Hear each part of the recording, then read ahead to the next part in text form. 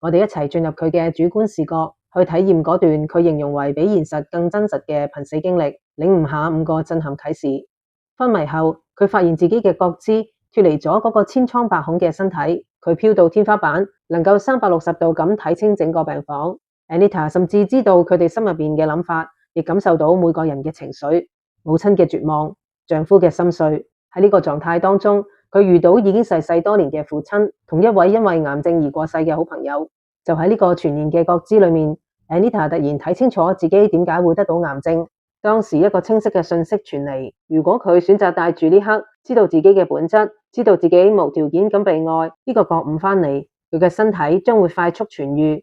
Anita 選擇返嚟，一個被現代醫學判定無法治癒嘅末期癌症患者，點樣喺一夜之間踏上康復之路？背後有冇科學能夠解釋嘅線索？